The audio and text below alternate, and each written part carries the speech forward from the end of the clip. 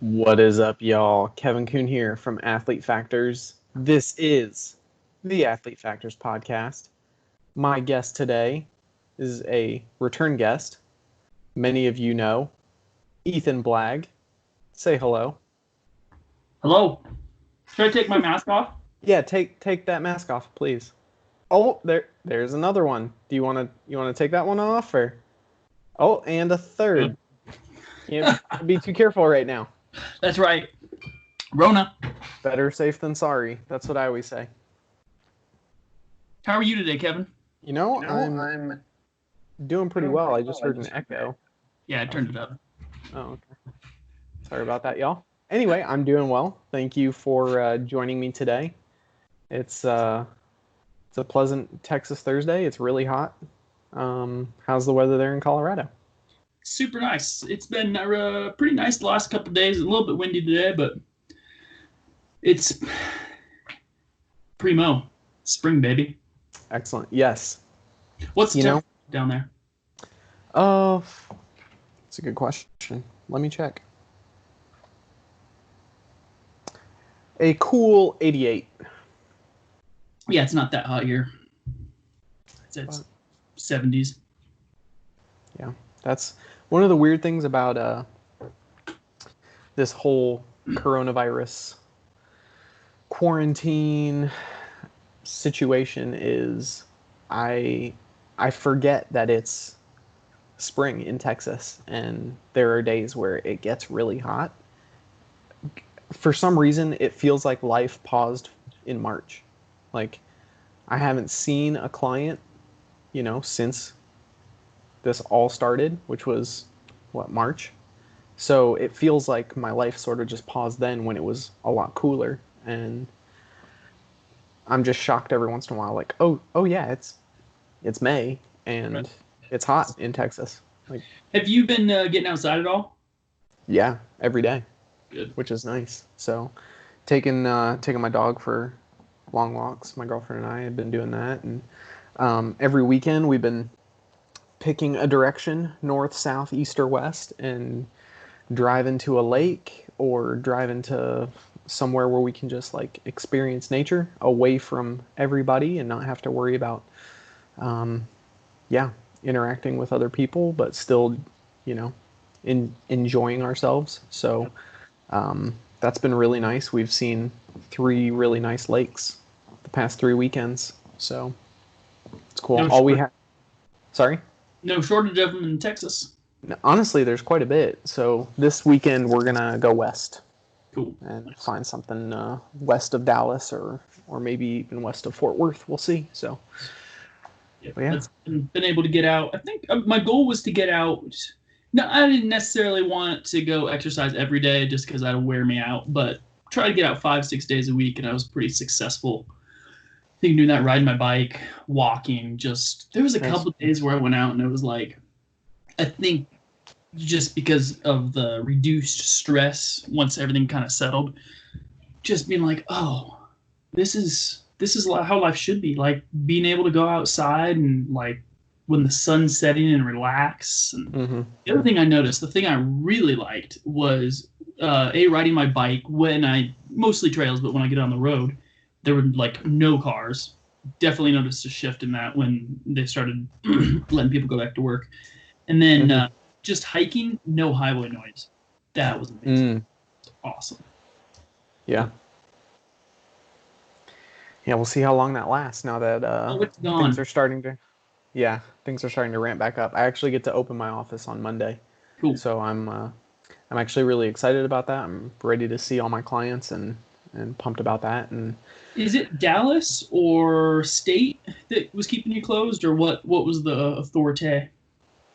That was so things are kind of weird because even though the governor is kind of setting the standard, like a lot of the cities themselves are either have more strict rules or slightly less strict rules. Like it's so different everywhere you go. Like if you go out in the country, things are pretty lax, and then like here in the city, like things are a lot more strict. So where my office is in Richardson, we're were allowed to open as like gyms. I kind of consider myself like kind of in a gray area because I'm not technically a gym, but I'm also not a doctor's office. So doctor's offices were allowed to open, yeah, like a week or two ago. But I was like, you know what? I don't want to. I would love to be back open for business and doing that, but you know, I don't need to be open right now, so I'll wait until all the gyms are open just to make sure that you know, I'm not putting any of my clients at an unnecessary risk, I guess. So the whole thing is you know, it's strange and confusing, but we're allowed to open on the 18th, so I will be open then, and yeah, been letting all my clients know, and they're ready to get back in the Dude, gym and clients, like with my clients, I had, I think so far what I've seen most people, like, okay, so at Massage Envy, they make us wear masks and they make the client wear masks all through the session. And I am being so strict in following that rule. yeah, for sure. And it's interesting to find that most of my clients don't care at all. Like, I do wear my mask the whole time because yeah. just I don't whatever. But with my clients, it's like you know, if it slips off your face, I'm not going to say anything. Like, whatever. But I would say almost all of them have had no interest in wearing a mask. They're all like, "Oh, I don't want to wear this," or whatever. None of them have been rude, but yeah. I think most people are ready to get back to rolling. Whether that's a good idea or not, I have no idea. But yeah, I don't often understand a whole lot of the policy decisions, but I'm not really interested in fighting them. yeah, One way or the other. So it's like, it's not that much of an issue for me to just wear it. yeah. And if it helps other people out, you know, I don't I'm want to sure be selfish. I'm sure you encounter this in Texas. The thing that I have heard, and I think this is my attitude, is I wear a mask going to grocery stores, going out in public. I don't when I go for like a walk or a bike ride. Maybe I should, but sue me. I Don't do say at that. work. Don't sue him, please. I mean, you win negative money. Ew. What was I gonna say though? I will happily wear a mask. My issue is I'm gonna sound like a Texan here, but it's like when the government tells me I have to, and I don't so much have that issue. Like if a local government or state is gonna tell me, okay, I'm a little more receptive, which is the case, so it doesn't bug me too much. But there's a line where it's like, I don't like you telling me what to do, but I will wear it. I have no problem wearing it. Yeah. Yeah, where in the Constitution does it say that? This is America. This is Colorado. Yeah. There's some of that around here. So there's that whole thing with the salon owner here in You got one I believe there it was too. Plano. We got a Yeah, it was. restaurant owner here. Well, she opened up her shop before she was allowed to, but then, you know, got in trouble and was told she was going to go to jail, and then things happened where, like, the lieutenant governor stepped in, and then other people stepped in, and they were like, you know what? She doesn't need to go to jail. She shouldn't have to pay the fine for this. Like, this is crazy. Come on. Like, we're letting criminals out of jail. We probably shouldn't put her in jail. Yep. Like I said, it's crazy. So, but all that to say, it appears as though things are heading back towards at least what we used to think was normal or had in our minds Someone was we can normal. live with. Yeah. Yeah. So we'll see if there's a period of time where it starts to come back or not. I don't know. I don't know if that's going to be the case. So Yeah. I think we'll see. We just have Time to will tell. Yeah. Exactly.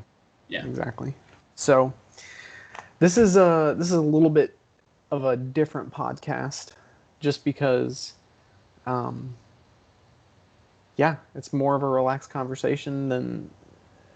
I mean, we do have a specific topic, but it's kind of as far as structure goes, this one's going to be super unstructured. So if people watching and listening didn't get that up until now, like here I am saying it. This is how the rest of the conversation is going to be, except we're going to be talking about Nothing.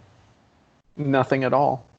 Maybe a little bit of neural networks, maybe a little bit of how that relates or compares and contrasts to specifically the human nervous system, but nervous systems in general. So let's segue into that. So a lot of conversations that you and I have had in the past, but especially recently, have been about things that we've noticed that are very interesting and unique about the nervous system, and that's come up a lot lately as it relates to neural networks, because that's, I guess, a topic that you've studied in school. So here we go. Ethan, tell us a little bit about what you find so interesting about neural networks and the human nervous system and how they compare and contrast, and yeah, take it away. Cool. Let me first start with the story of yesterday when you asked me, if I'd want to come on and talk about neural networks. I was like, yeah, sweet. And then I thought about it for about 5 minutes, and I thought, I've used them. I'm familiar with them. I think I understand generally how they work. But then when I was thinking about it, I was like, but do I want to be an authority? No. So with that in mind. How about you pretend you're an Instagram influencer of neural networks? That way you don't have to have any credentials at all. Like, just pretend like you know everything. Yeah, without having to know anything. Obviously true. Yeah. Yeah. So with neural networks, I think what interests me, going back to how I got kind of started on being interested in them, was I think it was like 2000. It was sometime when I was at Cedarville, 2010, 2011. I don't know. I read a book called On Intelligence that talked about the kind of the basic structure of the neocortex, and how the neocortex specifically is hierarchical and takes input data, like say visual data, audio data, and just sensory input, if you will. Sensory input. Yeah, actually that's a better term, really. That's that we divide into categories: feel, sight. Yeah. Which would be an abstraction. But anyhow, how we take in tons of data. Like I'm looking at you. I'm looking at. I don't know how exactly our eyes work. Like maybe called pixels, but taking in tons of data, and I'm filtering it down into chunks of specific ideas. Like I'm looking at a human being, and you have headphones in. It's like, how do you get to that point? And to me, that was, I remember reading that book and being blown away with even just like kind of a rudimentary understanding of like how this works. So from there, I think so then shifting away from that, going to school, learning about the nervous system itself, affective, effective, so sensory and motor stuff, and then transitioning into massage school. And I think what kind of lit my fire for a while was the experiencing the just the nervous system in action. So for me, that was the relationship between, I think, like the emotional part of us, not just emotional, but the I don't know what you call it. You could probably help me out here, Calvin. Let's just say emotions, and then the physical, like movement. So why is it, because I've experienced this, why is it that certain movements, if you like open something up, you can feel a emotional feeling that's associated with that. And sometimes it can be repeated, or you can completely release something, some past emotional trauma, by releasing something, whatever. All sorts. happen. You and I had talked about your experience with Rolfing, for Yeah. example, and how after doing that you experienced within the next 24 hours some roller coaster of emotions, if you will. Dude, yeah. I remember I've worked with a chiropractor I worked for, had a couple experiences with her. It was a technique called NET, where it's directed, but it's also like she's, in quotes, asking the body questions, like with certain touch directed. She knows what she's doing, and then there's like tapping and stuff, which sounds like voodoo, but I think part of it is I was open to it. I was ready. Mm-hmm. Like I was at a point where I was probably trying to figure out how to work through these issues on my own anyways. But dude, there was a couple times with that where I would have it done, and I would, like, it was after a day of working for her. She would work on me. I would go home, like 20-minute drive home, and stuff would start welling up, like all sorts of emotional stuff, and like just a flood of it. And there were a couple times I went home and bawled. Couldn't do anything about it. Yeah. Just had to get out. Those experiences, like, it sounds crazy, but after having a couple experiences like that, it's like, yeah, there's something. And I'm in massage therapy. I talk to a lot of people who are, it's the chakras and stuff like that. And I'm not saying there's nothing there. Yeah. But there's something neurophysiological and chemical about this. It's not. Yeah. There is a way to scientifically and rationally approach it. For sure. How to do that? Another question. But that's not this conversation. Right. But anyhow, so as far as like there are I don't know. I could probably just ramble about it forever, but the nervous system is an amazing thing. I think one thing, thinking specifically through like neural networks, like identifying, one of the big things to me in neural networks, one of the amazing things that they do is they create abstractions. So they create some object, say, it could be a sight, it could be a smell, it could be an emotion, but something that you can put into like a ball and say, it's within this or within this shape.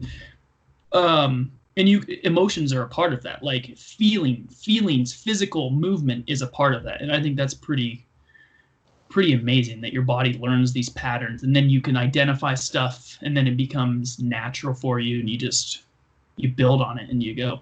So anyhow, and then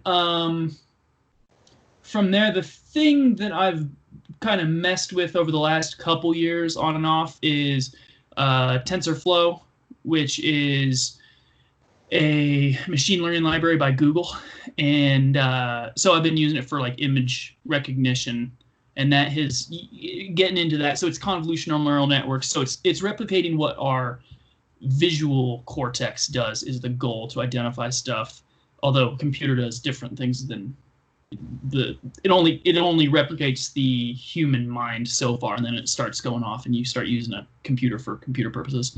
But yeah, that's made me realize that I know absolutely nothing about it's a crazy world.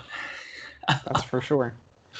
Yeah, one of the things that kind of blows my mind about all of this is I knew absolutely nothing about neural networks before, we started talking about it, and having recently watched some YouTube videos, just, like in 5 minutes or 10 minutes or less, like what is a neural network, and just seeing how they explain it, and seeing things that are obvious to me, they jump out at me, like the way that there's information input and there's information output, and then there's like a hidden layer.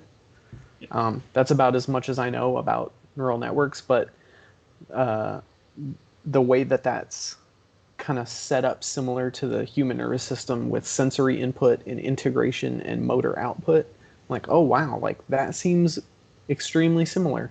So can I ask you, so you have layers in a neural network, which I think of as, talking about it more, but like as you identify you have different layers of like you identify stuff, you're organizing information a certain way, and then you're organizing it a little more and a little more.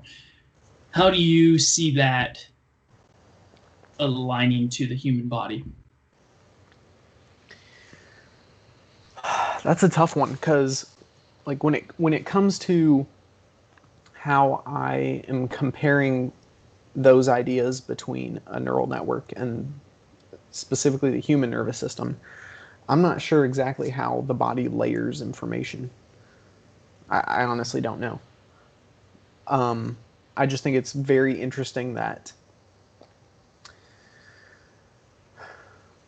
the human body is really good at, like you said, taking in all this information. And then it's primarily the peripheral nervous system that is kind of absorbing that information.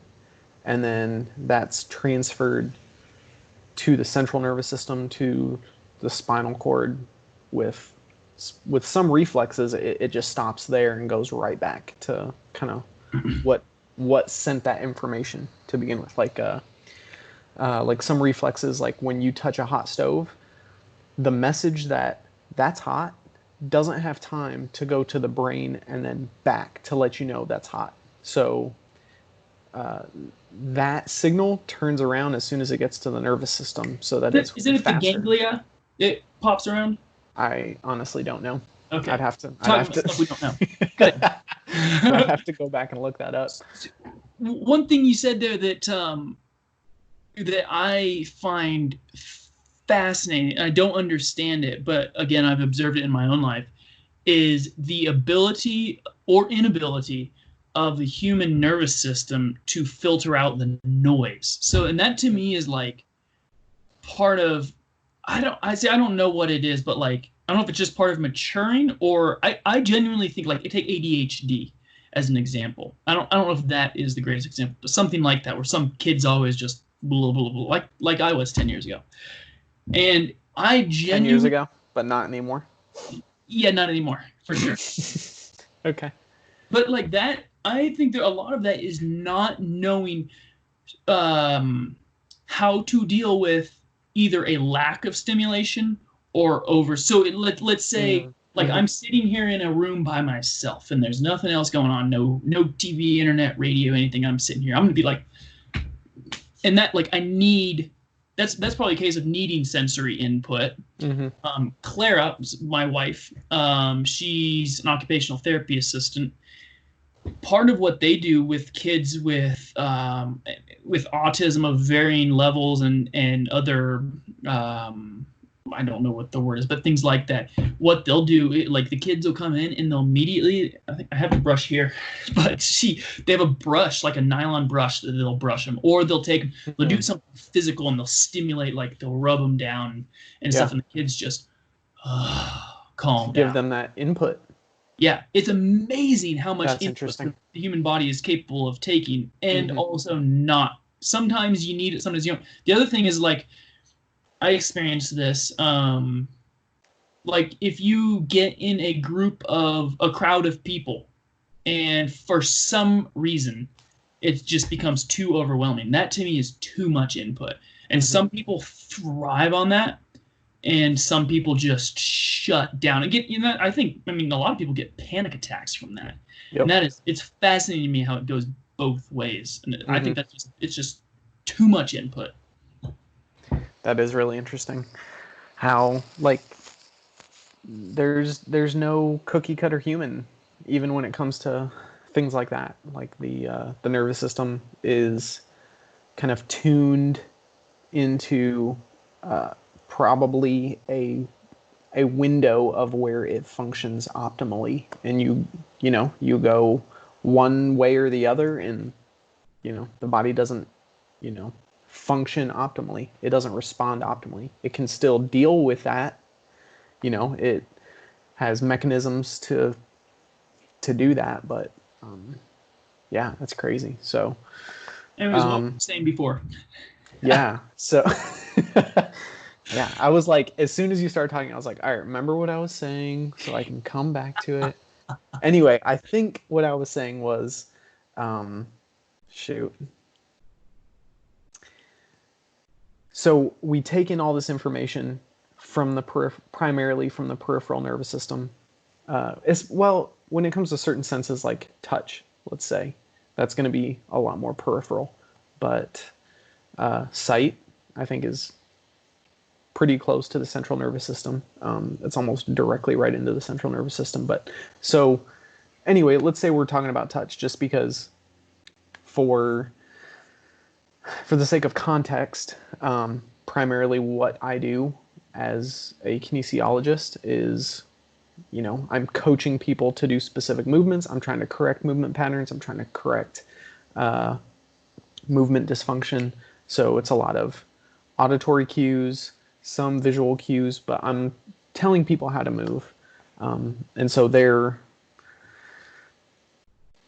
got to have some idea of how their body's moving. So I think when it comes to the idea of touch, I think that is kind of, that's a big one. So anyway, you take in this information, it's sent to the central nervous system, then the central nervous system integrates this information and figures out what to do with it. Proprioceptive input, is that essentially? Yeah, so I think it's gathered with proprioceptive organelles, if you will, in the skin, in the muscle, in the tendons, in the ligaments, in the joints, sent to the central nervous system, where it's the CNS kind of acts like the headquarters, or it determines what to do with that information, right? So this peripheral nervous system kind of is the communicator, and then the central nervous system is like it determines what to do with that communication. Yeah, command center, exactly. And then it sends the signal back to the peripheral nervous system of what to do about it. So, yeah, you have this sensory input, this integration, and then this motor output. And that's where I think it's so interesting to compare that system to a neural network, which has data input or information input, and then that hidden layer, which I don't understand what that means, but then there's an output. Yeah. So okay. So and I do not understand this stuff well at all. But okay, so you have the input. You're taking a bunch of input. Let's say you're doing the triple jump, and you're learning that when you jump and you feel something, or it could just be, say, standing on one leg. That's probably better. Make it simple. Yeah. So you take in a bunch of information, you classify, okay, I don't know what the brain's doing exactly, but I'm leaning toward the left. That's not good. But then there has to be some action. And that is where you have to say, okay, I want to go the other direction. How do you go from that one concept to, I don't know, hundreds of thousands, millions of neurons firing in a certain pattern? And that is, to me, I relate that. I don't know if this is exactly accurate, but there are GANs, Generative Adversarial Networks, I believe is what that stands for, where they do that. And you're starting to see now in like Google or whatever other companies are doing this stuff, where you can say, there's a lot that goes on behind the scenes with this, but I want a picture of a snowy road with a house or whatever. You tell it what to output, and it will make something that looks real. And there's a whole specific process behind it. But to me, that's like, there's a learning that goes classification, or learning sensory, and then you also learn the motor. And the two are related. They're feedback mechanisms for each other. And I don't know exactly how the human nervous system does that, but it's fascinating. That is crazy that we're getting to the point where you just tell the computer what you want, and it's like, okay, and it just spits it out on the other end, more or less. Yeah, I mean, there's no programmers or anything behind it either. I mean, dude, okay, not to get too far sidetracked, but mine as well. So, thinking about, people are always talking about when are we going to be replaced by robots, and you get all sorts. You get like, yeah, I think Elon Musk has a very interesting. He just did a Joe Rogan podcast, and I was like to hear what he has to say. But if you think about it, think about how much sensory input we like. How many? If you were to replace us with silicon and with different sensors and stuff, think about how many sensors there would have to be. Like, so many. Yeah. It's insane. But I don't know. Yeah. So I don't think it's going to be replaced by. We're not going to be replaced by robots fully. Yeah. That's where his concept of Neuralink I find super interesting, because it's like, okay, the neural network, and like I don't understand how any of this stuff works, but but it's interesting to me that like these two systems, right, the nervous system and the neural network, are so similar. Is it coincidence, or was it deliberate where they developed this way? But my understanding is that the computer neural networks, software neural networks, are developed to mimic. Yes, to mimic. Gotcha. Yeah. And I don't know if that's exactly how they started, but I know that's definitely the case. Like, as they learn more about the neocortex, and like, it's definitely designed to mimic what neocortex does. Gotcha. And if that's the case, then it makes perfect sense to me. At what point, like, why wouldn't you want to combine those at some point? Yeah. Like, if they're basically the same sort of foundational structures, then at some point you can combine them and then improve, one or the other by having the other one there, right? So listening to that podcast with Elon Musk, to hear him explain a little bit about Neuralink, and just, you attach these electrodes in specific places in the brain, and it's just drill a hole.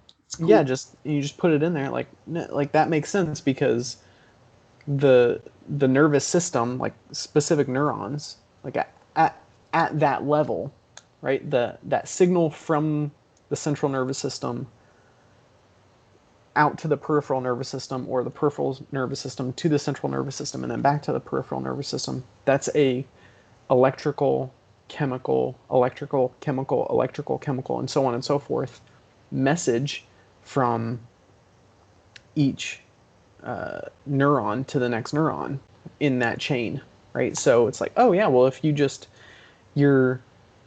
I guess we're kind of skipping the chemical portion. Like, we don't need that. Like, the body can do that, the brain can do that, the nervous system can do that. Let's just tap into that electrical part, and boom, now we can take this neural network and this nervous system and put them together, and boom, then we're improving the human body, I guess. Yeah. Well, the thing that I like, the way he explains it, something like, you have different levels of the human brain. And have you met a human who wants to get rid of their medulla oblongata? Nope. So adding to it doesn't mean you're getting rid of what's below it. It's just expanding it, which I think that makes sense. Yeah, we'll see what happens. It's crazy, though. Yeah, I don't remember the exact predictions that he had, whether it was, they'll have the Neuralink in a human maybe within a few years, and then... Yeah, I thought he said this year, but he's always optimistic. But the problem with that is he also has been correct. Sometimes. Yeah, I mean, you got electric cars and rockets and solar roofs, and so... Yeah, it's hard to, he's a busy man. Yeah. So interesting. But yeah, that whole idea is just very, very interesting to me. Like, when I think about how, a lot of people are like afraid of AI, and so maybe this idea of like, well, instead of AI replacing humans, maybe it'll just be like this synergistic relationship where we combine into something, and like that's the quote unquote next stage of evolution or whatever. But yeah, if it's via the nervous system and through these, you know, electrically based neural networks, like okay, that makes sense to me. Like I don't know enough to know whether that's actually possible or not, but theoretically, think theoretically it makes sense to me, and I find that super interesting. Yeah, and well, would you let's say in 5 years, there are people who are able to interface with, let's say, each other or a computer or whatever, the world around them through thought. And I don't know what all is going to be. Or let's say one thing he was talking about that I find fascinating is, so he says we already are interfacing with AI. We're just using our thumbs and it's really slow. And then we're communicating with each other through words, which do not contain, it's not super accurate. Yeah, exactly. So much information is lost. And I think too, you talk about like talking on the phone compared to talking with visual is different. And visual is different than if you were sitting here drinking a beer with me. Like those are two different things. There's extra information going back and forth, body language, stuff like that. If you were able to share a thought and I could feel, you're real excited and you're trying to tell me with words and it's just not clicking, and you could share it, would you have one of those implanted? I would consider it if it improves my ability to do my job and it improves my relationships, then I would consider it. Interesting. Well, I guess job is important because that's how you move through life. Yeah, if it makes me better at what I do and it doesn't hurt my relationships at all, yeah. But like if it's improving those things, the things that I consider very important, then yeah, and it doesn't cost me an arm and a leg. Yep. Just a brain. Just yeah. Dude, see, I'm torn. Portion of my skull. Like part of me wants to say yes. The other part of me, like, I find that I do not like when I feel overwhelmed by technology. So like social media was a big one for me to get rid of pretty much all of it. Yeah. With the exception of YouTube, baby. But gotta have the tube, man. Yeah, and that's where I'm like, I think I would, like, okay, if it was a helmet you could put on, or a helmet is a little, if it's something, if you could put a headband on or something, I would do it. I'd be like, yes, if I can take it off. The problem is, like, you drilling a hole in my head, because I feel like there are times in my life, it may just be for a month, I may get overwhelmed with something, and I want to feel in control of myself, not like someone else is in control of me. Like, I want to go camping. I don't want to, I don't want to see an ad where it's like I want to disconnect, I think is what it is. And I feel like that is going to make that so much harder to disconnect. You're probably right. It's the mark of the beast. Nice. Let's not go down that road. Let's not talk about that. Having both come from a very conservative Christian college, I think that's a very funny notion. But I'm not so sure that that's actually the case. But no, I like what you're saying there. I think it will be very hard to shut off once you turn it on. Like, how do you go back? Like, how do you just like, well, you know what? I'm going to go camping this weekend and I don't want, the ability to whatever, download a anti-bear attack function into my brain instantly so that I can defend myself. Like, I just want to talk to the bear. Exactly. Exactly. Or that you would just get that real quick Matrix style. Like, have a nice. So this is another tangential thought that, like, I can get a little too excited about. But so like with all this Corona stuff, one of the things it's made me realize, and like, I was gonna look up his name, I forgot to. There was a general that Patrick Bet David. Are you familiar with him? Valuetainment. Check out his channel. Everyone should.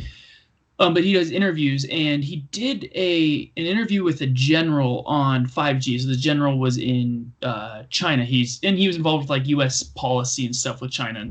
So I think he's someone who you can at least listen to and not just be like, okay, this guy's crazy. And listen to him and a couple of people talk about the concerns about 5G, and does not cause coronavirus. Not that, but just the idea of it collecting so much information on us. And who has that, and what's going to be done with it, and how do you disconnect from it? If you want to have that, great. But if you want to opt out of it, it's almost like it's going to be impossible to, because it doesn't matter where you go. You're going to walk into a store, data is going to be collected on you, and you have no choice. And there's a lot more to it. But that's where it's like, I don't know, it's strange. So I've been trying to, throughout this whole coronavirus thing, like really so I'm taking networking and system administration courses right now. How do I lock down my home network? How do I figure out what's going on my phone technologically with all the DNS requests and things that are going back and forth, and filter that? I don't know if that probably doesn't interest anyone, but I mean, sure, it interests some people. It's the same thing. If you plug something in your brain, I don't think people think of the amount of communication that's flowing and where is it going. How are you going to go to a website from if you just think of it like that's they're going to be able to send. You got Firefox up here? Yeah, I mean, and probably it's going to be like you seem a little grumpy today. You should try this product. It'll cheer you up. Like, such a bizarre. I don't know. It seems bizarre now. It'll seem normal, I think, eventually when we get to that point. But yeah, that kind of stuff just, I don't know, it bugs me. Like, there's got to be a way to control that and filter it. And I think that's a serious concern. That if you're not thinking about it now, then you're probably going to be too late, Right. 10, 20 years down the road, when it's like, oh. Watch Black Mirror. Black Mirror is about this kind of stuff. That's true. Yeah. This turned into a dystopian podcast real fast. We went there. Hey, we let them know up front this was not going to be a normal podcast. So if, you know what? Congratulations to you if you're still listening or watching. Thank you so much. I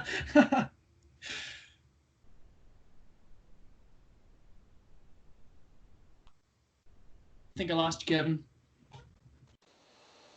You there? I just lost the internet for a second. Yep, I'm here. Gotcha. We'll see what happens with the recording.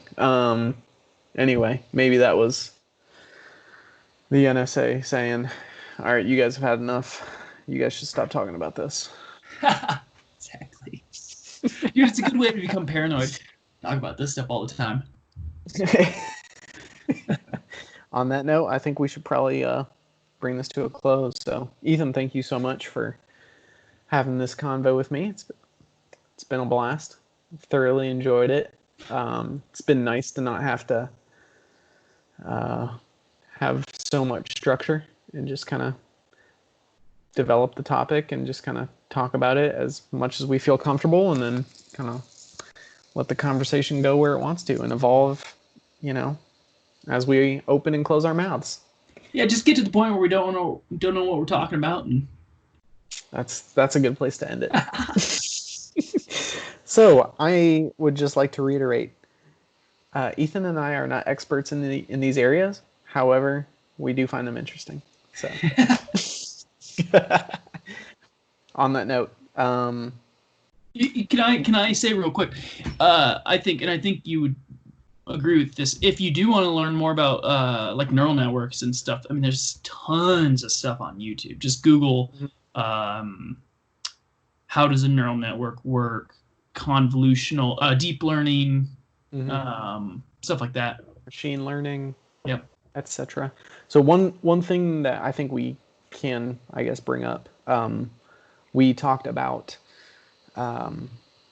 at some point maybe getting one of your professors on to discuss that. So hopefully that will pan out down the road. I'm going to reach out to some of the professors that you recommended, and so hopefully we'll be able to get somebody on who is an expert in this area and can shed some honest and true light and on this topic. But I mean, it's interesting just to talk about it, and I think there's so much here that, like, I didn't know about any of this stuff, before you and I started talking about it. So I think just talking about it, I think, can pique other people's interest and get them into looking it up and seeing what it's all about and seeing how it compares to, the nervous system, for example. So I think there's a lot of other people who work with the human body in some capacity who would find that interesting. So I still think it's important that we have this conversation.